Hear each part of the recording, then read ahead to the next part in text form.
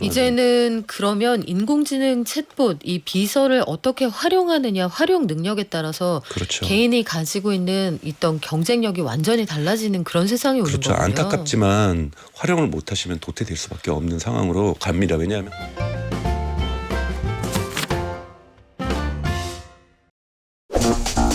여러분, 적어도 미국장에서 주가가 오른다는 건 기업이 성장하거나 성장 가능성을 뚜렷하게 보여준다는 뜻입니다. 그 아주 모범 사례가 엔비디아였는데 이번 엔비디아 실적 나오기 전까지 너무너무 긴장했어요. 왜냐하면 나스닥에서 엔비디아가 차지하는 비중이 워낙 크기도 했고 엔비디아를 위시한 인공지능 생태계에 좀 변화가 있지 않겠느냐 이런 전망들이 있었거든요.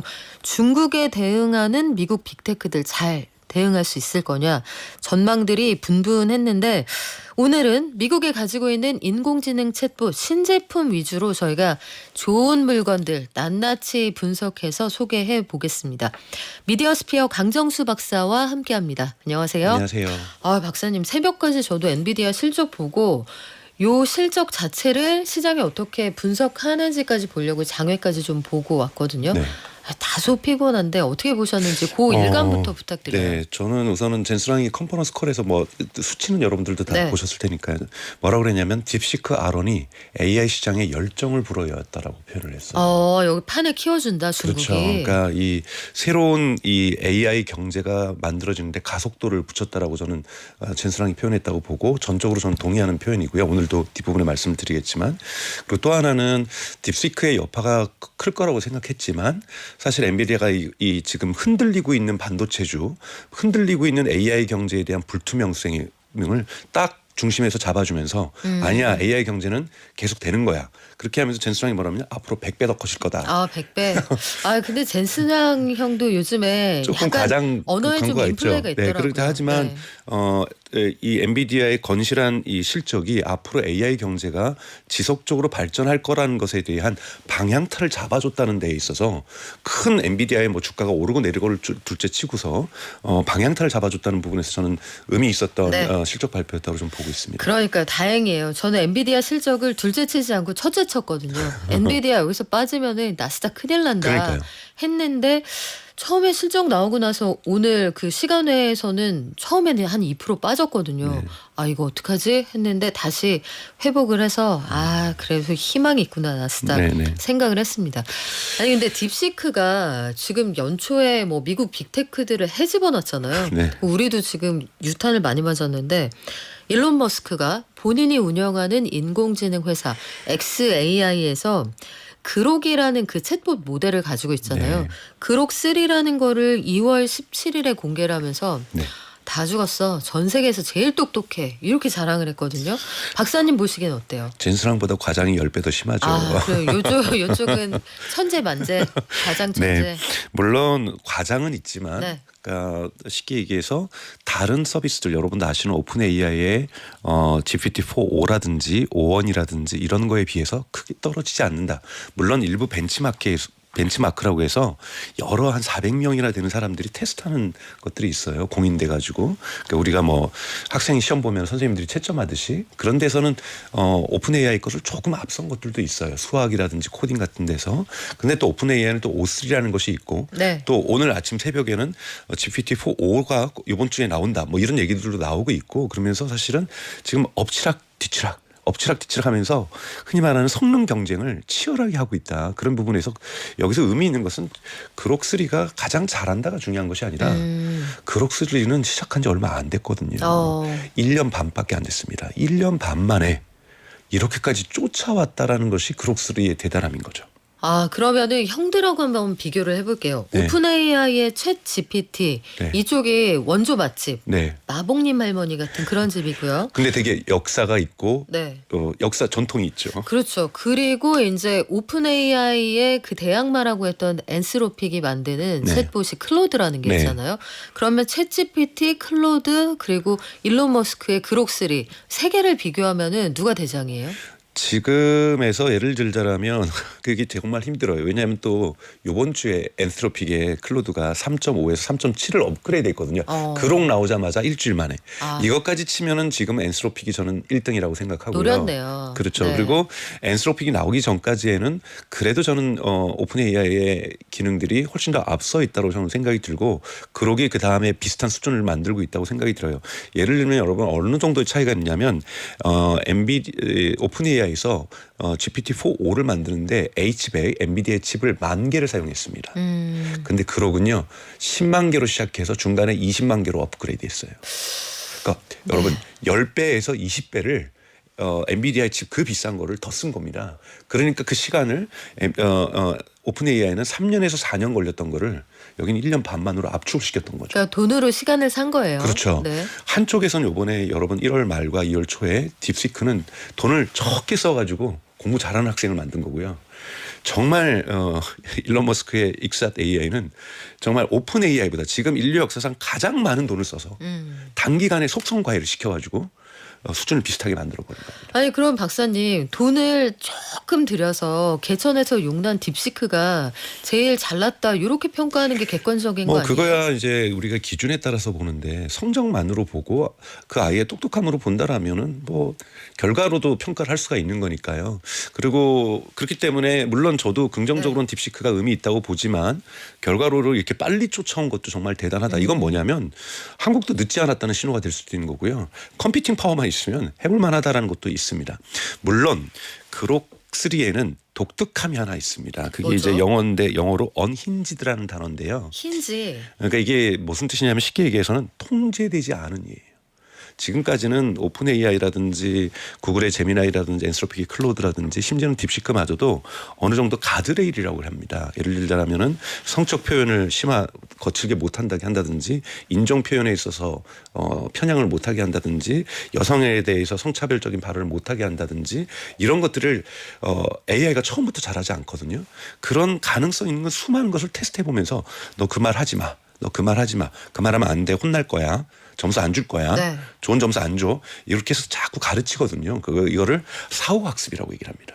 그런데 익스닷 AI는 일론 머스크가 요즘 언론의 자유라는 것에 극단적인 표현으로 표현의 자유가 있어야 된다 얘기를 하면서 인공지능도 표현의 자유가 있어야 된다. 그래서 그런 거 하면 안 된다.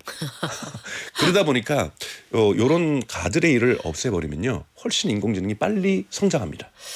그렇기는 한데 단점도 분명하게 있죠. 네. 안 좋은 발언들을 하게 된다는 거고 지나친 발언들이 있는 거고 그래서 지금 음성 서비스도 시작을 했는데요. 그러니까 지금 무료 서비스도 있고 그록 3가 유료 서비스도 있는데 유료는 지난주부터 음성 서비스도 시작을 했어요. 그래서 여기에 18금이 있어요. 19금이 아니라 18금이 있어요. 만 네. 18세로 해서 18세 이상만 쓸 수 있다는 거. 즉 뭐냐면 통제되지 않았기 때문에 섹슈얼한 그러니까 성적인 대화들이 이 친구가 할 수가 있는 거예요. 아 이게 왜 그러는지는 알겠는데 박사님 이런 거 있잖아요. 우리가 시쳇말로 욕으로 랩을 배우면 제일 빨리 는다 이런 얘기가 있지만 그렇게 배우면 안 되기 때문에 그렇게 안 하잖아요. 그러니까 남들도 알지만 안 하는 고선을 넘어가면 이거 규제하자는 얘기 나오지 않을까요? 그렇죠. 근데 또 우려되는 것은 그러기 그렇게 하니까 오픈 AI도 그 가드레일을 낮췄어요. 아 흑화됐네. 네, 그러니까 물론 익스닷 AI의 그록처럼 그렇게 심하게 완전히 없애진 않았는데 가드레일을 낮춰서 좀 더 빨리 달려보고 싶은 거죠. 그러니까 계속 요즘 성능 경쟁이 네. 심화되다 보니 서로 빨리빨리 거의 요즘 여러분 일주일 단위로 막 업그레이드 되고 있습니다. 아 이렇게 되면은 네. 그 우리가 야 적어도 이 정도 품위는 지키자 했던 그런 본질적인 기준이 흔들려 버리면 나중에 이거 수습이 어려울 것 그렇죠. 같은데요. 그러다면서 이제 사실은 트럼프 행정부의 눈치도 보는 거거든요. 우리 사실 오픈 AI는 뭐라고 얘기했냐면 트럼프 행정의 정책에 맞춰서 표현의 자유를 좀 더 이용자들이 주기 위해서 가드레일을 낮췄다고 얘기를 하는데 사실은 뭐 트럼프 행정부에 잘 보이려고 하는 이런 부분도 있겠지만은 좀 더 자신들도 속도를 내고 싶어서 그래서 AI에는 이런 힌지드, 언힌지드 그래서 통제된다, 통제되지 않는다라는 것이 있고 이거는 장점과 단점이 있다. 장점은 조금은 유머러스해지고 좀 이렇게 말도 좀 재밌게 하고 이런 장점도 재미가 조금 있긴 해요. 뭐 위트가 생기겠죠. 그렇죠. 아무래도. 위트도 생기고 네. 뭐 예를 들자면은 뭐 그래 여성들은 문제가 있어 반페미니즘 발언을 해요. 그러놓고 끝에 뭐라고 하면 농담이야. 이거 뭐 제가 보기엔 말도 안 돼요. 그러니까 좀 이런 식으로 자신도 문제가 있다는 건 아는데 거칠게 한번 뱉어보고 문제 있어. 뭐 생화학 무기를 만드는 방법을 알려줘. 근데 사실은 딱 해놓고 이거 가짜인 거 알지? 거짓말이야.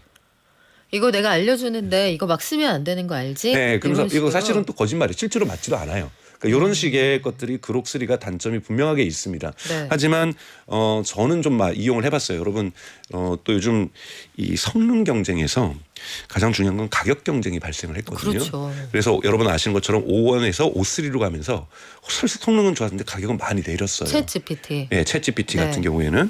그리고 여러분 그록3가 원래 월 $30 내서 쓰는 거예요. 그록에 접속해서 여러분 쓰시면. 근데 x.com 과거 트위터를 네. 여러분 앱을 키시면 거기서 그록3를 무료로 이용할 수 있습니다. 와, 이거 약간 가두리 양식으로 그 생태계 안으로 흡수하는 그렇죠. 거네요. x.com을 좀 더 많이 네. 쓰라는 거죠. 그래서 저는 그래서 그 무료로 좀 많이 써봤는데요.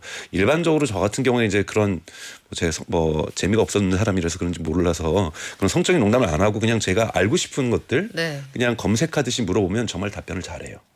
박사님은 그런 농담 안 해도 재미있으세요. 아니요. 품위 있게. 그리고 또 하나 이제 이번에 좋은 기능이 여러분들도 꼭 써보셨으면 좋겠는데요. 여기서는 딥 서치라는 기능을 집어넣었고요.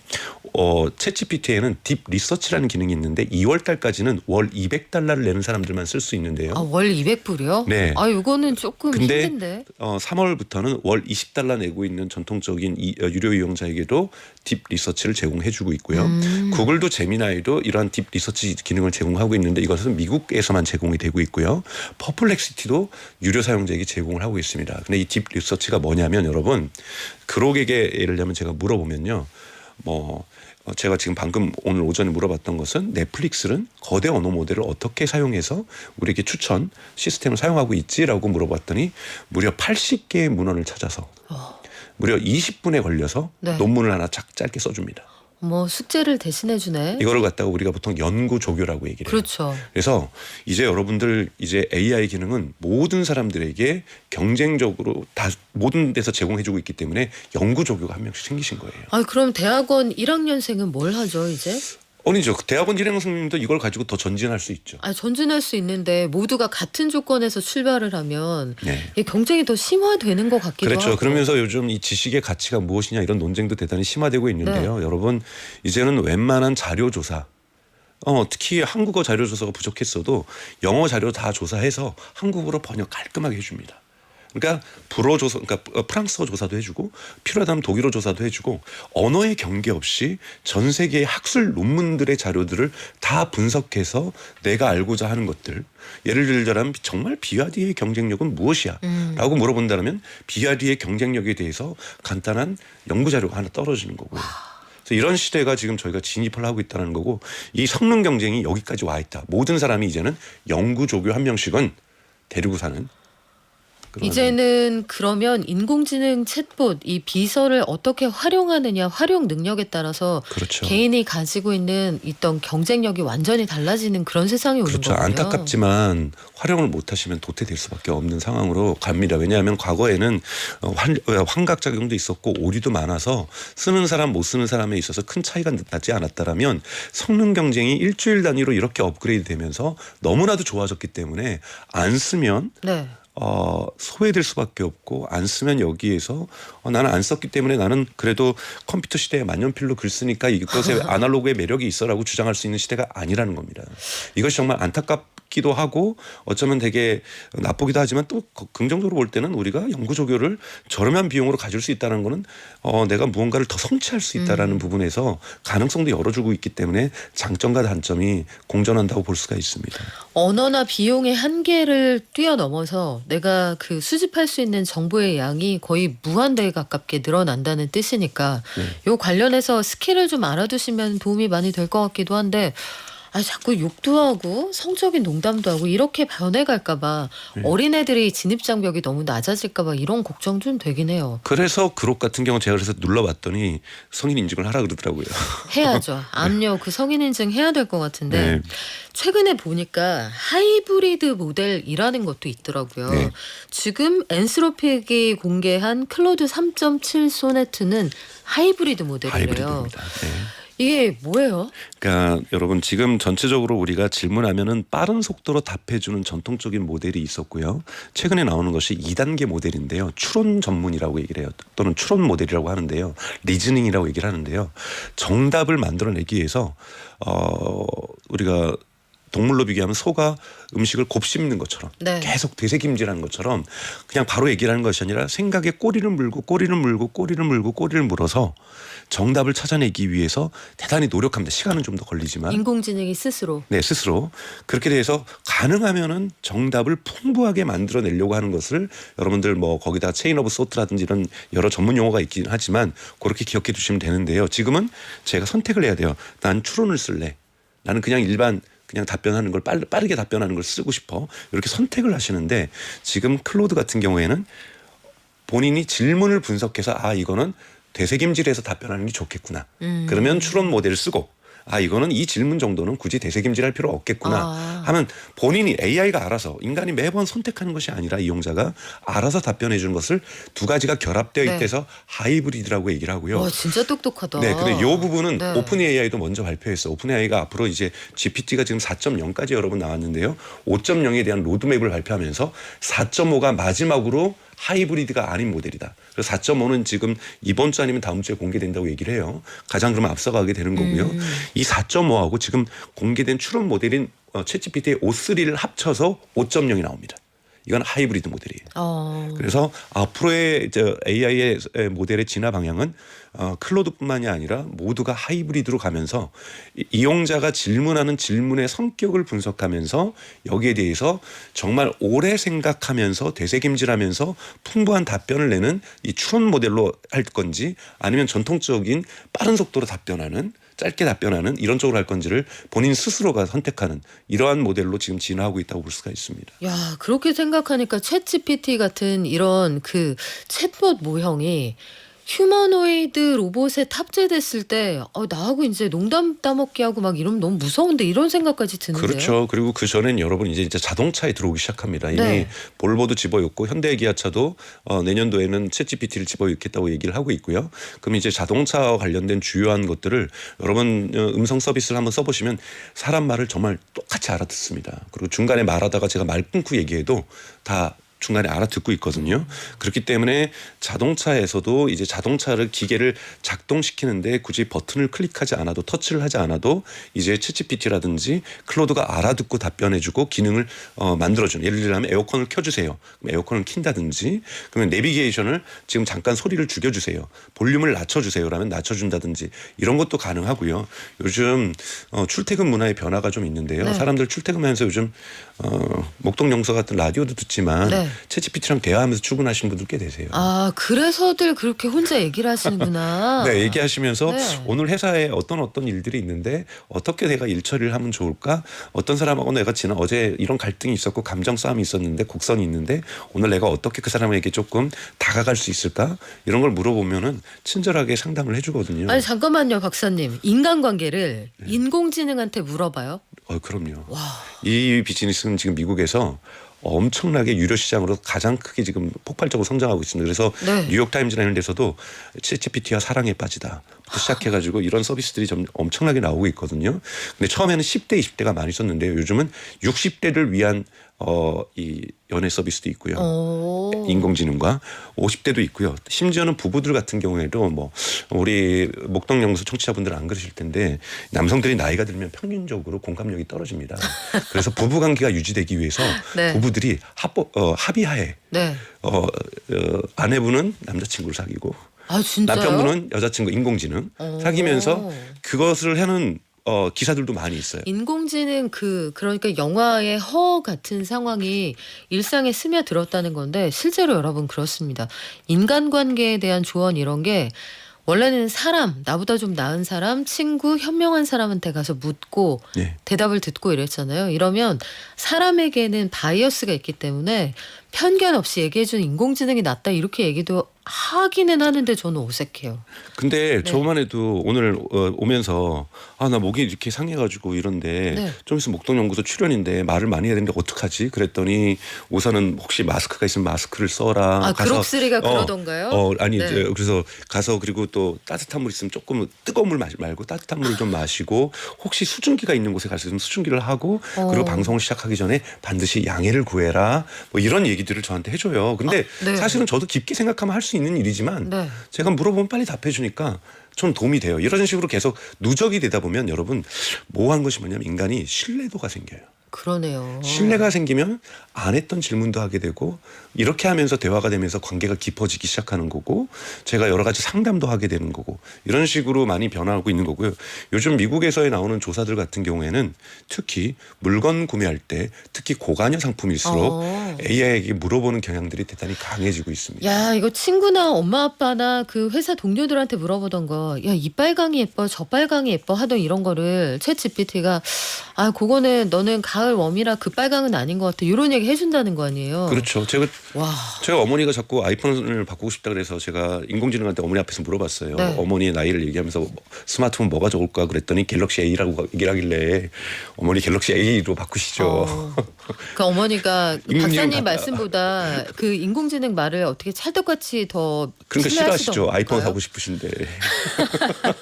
아니, 여기까지 말씀을 듣고 보니까 원래는 다들 인공지능 챗봇을 하려고 왜 이렇게 난리들이에요 질문을 드리려고 했는데 지금까지 말씀을 쭉 들으니까 이해가 돼요. 해서 구독할 수밖에 없겠구나, 계속 쓸 수밖에 없겠구나 생각이 드는데 다 좋은데 오랫동안 잠잠했던 메타는 어떻게 하고 있는지 궁금하고 한국은 어떻게 하고 있는지 궁금합니다. 두 가지를 말씀을 드리면 메타 같은 경우에도 지금 이러한 이 성능 경쟁이 너무나도 치열하다 보니까 메타가 지금 밝힌 거는 3월 아니면 4월에 보다 업그레이드된 버전을 발표를 해서 똑같은 수준 마찬가지로 지금 메타가 빠져 있는 게 추론 모델이거든요. 그러니까 추론 성능을 강화해서 메타도 공개하겠다. 그래서 사실은 거의 모든 AI 모델들이 비슷해지는 상황으로 올 봄에는 전개될 것 같아요. 근데 안타까운 건 구글 그러니까 뭐 한국 상황일 수 있는데요. 네이버도 클로바 X에 대한 버전 업그레이드를 지난주에 했습니다. 했는데 핵심은 뭐냐면 운영 비용을 50%를 절감을 시킨 거예요. 똑같은 질문을 하더라도 이 컴퓨터 파워를 50%만 적게 쓴다는 것은 곧 네이버도 AI 검색을 시작하겠다. 왜냐하면 지금 너무 운영 비용이 비싸면은 검색 비용이 많이 들거든요. 네이버 입장에서. 그래서 네이버도 조금은 그래도 따라가고는 있지만 아직까지 격차는 분명하게 있다라고 말씀드리고 싶습니다. 그래요. 우리가 가지고 있는 한정돼 있는 경험이나 한정돼 있는 인간관계 그 이상을 인공지능이 대신해주는 그런 시대가 이미 왔네요. 머지않아 오는 것도 아니고. 우리나라도 좀 달려가야겠어요. 지금까지 미디어 스피어 강정수 박사와 함께했습니다. 고맙습니다. 고맙습니다.